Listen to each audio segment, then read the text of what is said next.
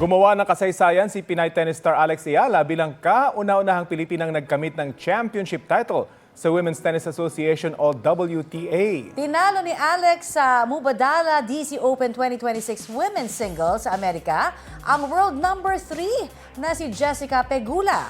Balitang hatid ni EJ Gomez.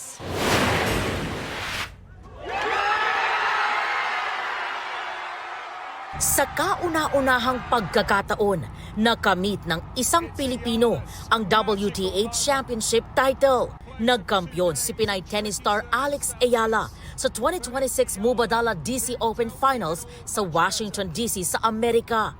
Ito ang pinakamalaking panalo ng 21-year-old tennis star. Historic ang laban matapos talunin ni Ayala sa rain-delayed finals ang world number 3 na si Jessica Pegula sa score na 4-6, 6-4, 6-0.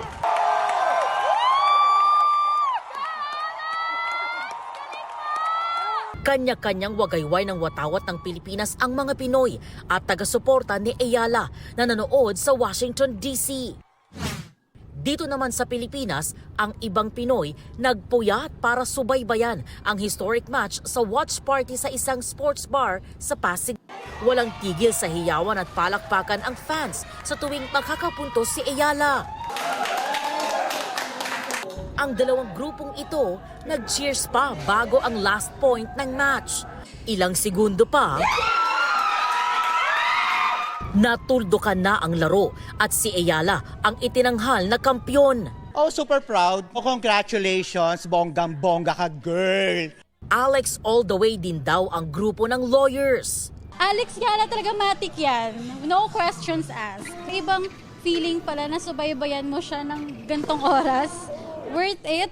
Diba? Parang sabi ko, worth it yung OT, worth it yung pagod sa pagsulat ng mga pleadings. Eh, nasubaybayan namin na nanalo si Alex.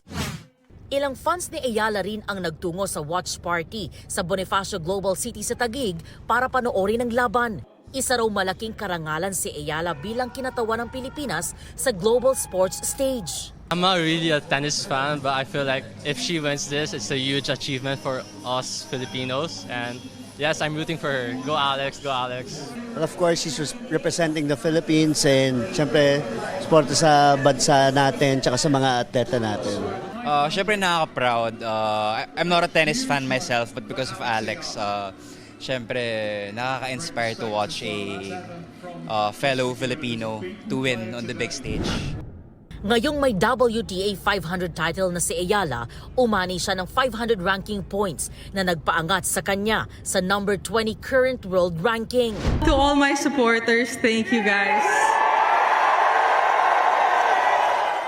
Thank you to all my supporters, especially the Filipino community here in DC and back home and wherever you are in the world. I really, guys, I feel all the love. Maraming salamat mga kababayan. Maraming salamat.